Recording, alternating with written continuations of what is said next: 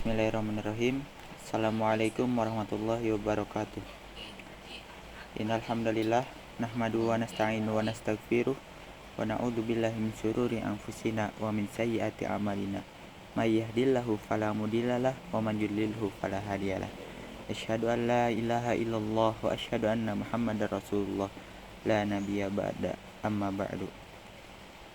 Perkenalkan, nama saya Ibnu Jabal Kusnandar dari program studi Ilmu Al-Quran dan Tafsir Universitas Ibnu Khaldun Bogor. Di sini saya ingin memaparkan sebuah tafsir dari surah Toha ayat 95 sampai 105 yang diampu oleh Dr. Muhammad Yahya Mahdali. Masuk kepada ayat 95. A'udzu billahi minasyaitonir rajim. Bismillahirrahmanirrahim. Qala fama khatabuka ya Samiri, yang artinya, berkata Musa, apakah yang mendorongmu berbuat demikian itu, hai Samiri? Nah, pada ayat ini Allah menerangkan bahwa Musa menghardik Samiri dengan pertanyaan, mengapa engkau melakukan perbuatan yang sangat tercela dan dimurkai Allah itu, sehingga sebagian Bani Israel telah menjadi kafir setelah beriman dan menyembah berhala yang sengaja engkau bikinkan untuk mereka. Engkau telah merusak akidah kaumku yang benar dan telah menyesatkan mereka. Tahukah engkau apa akibat perbuatanmu yang sangat mungkar itu? Kemudian ayat selanjutnya, ayat 96. Qala basurtu bima lam yabsuru bihi faqadabtu qabdatan min atharir rasuli fanabattuha wa kadzalika sawwalat li nafsi, yang artinya, Samiri menjawab, aku mengetahui sesuatu yang mereka tidak mengetahuinya, maka aku ambil segenggam dari jejak Rasul lalu aku melemparkannya, dan demikianlah nafsuku membujukku. Nah, menurut tafsir Al-Wajiz, Samiri menjawab, bentakan dan hardikan Musa, aku telah mengetahui sesuatu yang belum diketahui oleh kaummu, maka aku buatlah sebuah patung dari emas yang dibawa dari Mesir berbentuk anak sapi. Dan aku jadikan patung itu seindah-indahnya untuk menarik perhatian mereka. Demikianlah pendapatku, dan tindakan itulah yang paling baik menurut pikiranku. Menurut sebagian mufassirin, Samiri menjawab bentakan Musa dengan jawaban yang aneh, sehingga dapat meninggalkan kesan seolah-olah dia telah mendapat wahyu pula dari Tuhan dan telah berhubungan dengan Jibril serta telah mengenalnya. Ayat selanjutnya, ayat yang ke-97. Qala fadhhab fa inna laka fil hayati an taqula la misas wa inna laka maw'idan lan tukhlafah wanzur ila ilahika alladhi dhalta alaihi akifa lanuharriqannahu thumma lanasifannahu fil yammi nasfa, yang artinya, berkata Musa, pergilah kamu, maka sesungguhnya bagimu di dalam kehidupan di dunia ini hanya dapat mengatakan, janganlah menyentuh aku, dan sesungguhnya bagimu hukuman di akhirat yang kamu sekali-kali tidak dapat menghindarinya. Dan lihatlah Tuhanmu itu yang kamu tetap menyembahnya, sesungguhnya kami akan membakarnya, kemudian kami sungguh-sungguh akan menghamburkannya ke dalam laut, berupa abu yang berserakan. Menurut tafsir Al-Wajiz, di ayat yang ke-97 ini mendapat pertanyaan dari Nabi Musa. Dia menjawab, aku melihat dan mengetahui sesuatu yang tidak mereka ketahui. Aku melihat Jibril menunggang kuda ketika Bani Israel keluar dari laut dan Fir'aun tenggelam. Jadi aku ambil segenggam tanah dari jejak tapal kuda tersebut. Lalu aku melemparkannya ke arah perhiasan-perhiasan yang aku jadikan bahan membuat patung anak sapi itu, hingga patung itu mampu mengeluarkan suara.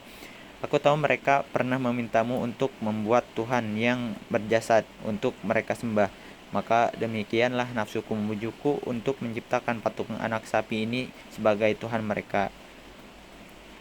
Kemudian ayat selanjutnya, ayat yang ke-98. A'udzubillahi minasyaitonirrajim. Innama ilahukumullahu alladzi la ilaha illahu wasi'a kulla syai'in ilma. Yang artinya sesungguhnya Tuhanmu hanyalah Allah yang tidak ada Tuhan selain Dia. Pengetahuannya meliputi segala sesuatu. Nah, di sini setelah memutuskan untuk membakar patung anak sapi itu yang telah dijelaskan sebelumnya, nah Nabi Musa berpidato di depan kaumnya, sungguh Tuhanmu yang layak disembah itu hanyalah Allah yang esa. Tidak ada Tuhan pencipta dan pengatur alam semesta selain Dia. Pengetahuannya meliputi segala sesuatu yang ada di alam ini. Selanjutnya ayat yang ke-99. A'udzubillahi minasyaitonirrajim. Bismillahirrahmanirrahim. Kadzalika naqussu 'alaika min amba'i ma qad sabaq. Nah, wa qad atainaka min ladunna dzikra. Yang artinya, demikianlah kami kisahkan kepadamu Muhammad sebagian kisah umat yang telah lalu, dan sesungguhnya telah kami berikan kepadamu dari sisi kami suatu peringatan Al-Qur'an. Nah, menurut tafsir Al-Wajiz, di sini wahai Nabi Muhammad, demikianlah kami kisahkan kepadamu sebagian kisah umat yang telah lalu agar menjadi ibroh dan pelajaran bagi umatmu. Nah, dan selain itu sesungguhnya telah kami berikan pula kepadamu dari sisi kami suatu peringatan, yaitu Al-Qur'an, sebagai tuntunan dan petunjuk menuju kesejahteraan hidup mereka di dunia maupun di akhirat. Slide selanjutnya ayat yang ke-100. A'udzubillahi minasyaitonirrajim. Man a'rada anhu fa innahu yahmilu yaumal qiyamati wizra. Nah, yang artinya barang siapa berpaling daripada Al-Qur'an, maka sesungguhnya ia akan memikul dosa yang besar di hari kiamat. Allah menegaskan bahwa Al-Qur'an merupakan tuntunan dan petunjuk bagi mereka yang menginginkan kebaikan dunia dan akhirat. Tuntunan dan petunjuk itu harus mereka ikuti dan pegang teguh. Nah, barang siapa berpaling dari tuntunan dan petunjuk Al-Qur'an, maka sesungguhnya dia akan memikul dosa yang besar di hari kiamat yang akan menyebabkannya menerima azab. Selanjutnya ayat yang ke-101.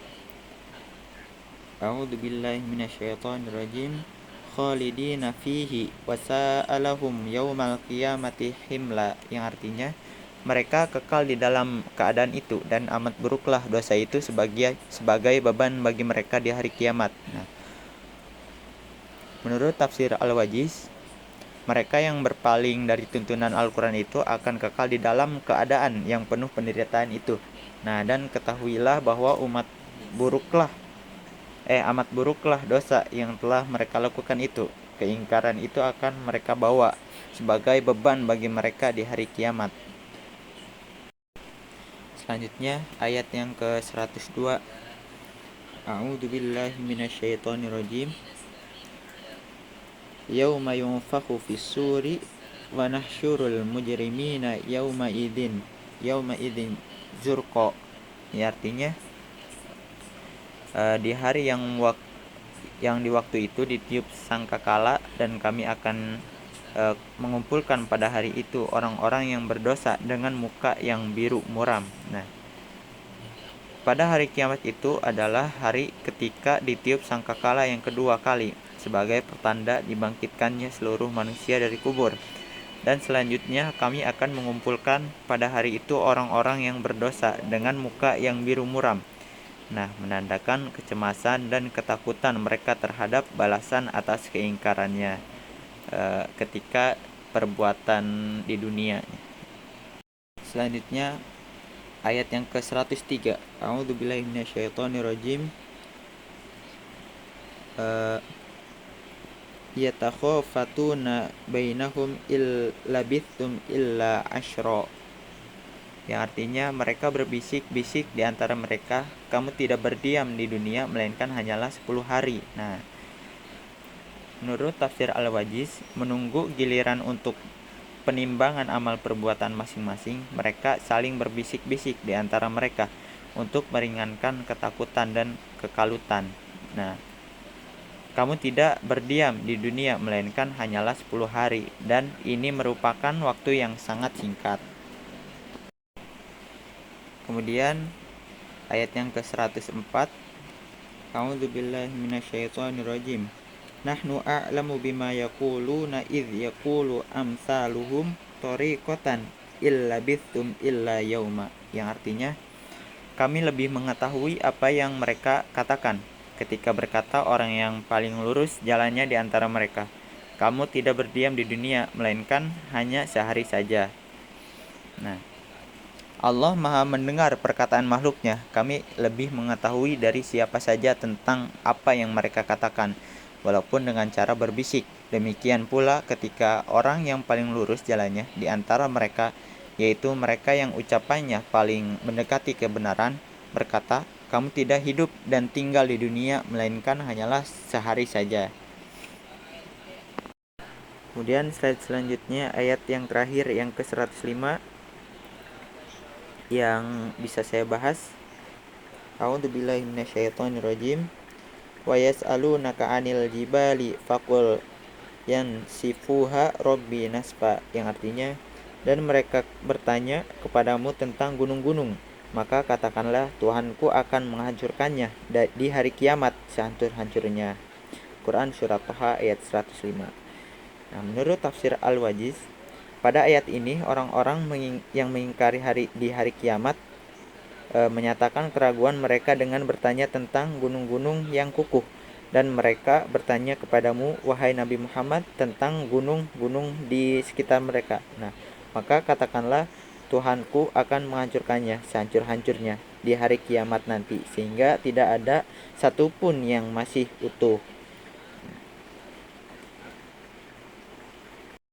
Sekian pembahasan tafsir yang bisa saya bahas dari surat Thaha ayat 95 sampai 105. Kurang lebihnya mohon maaf. Assalamualaikum warahmatullahi wabarakatuh.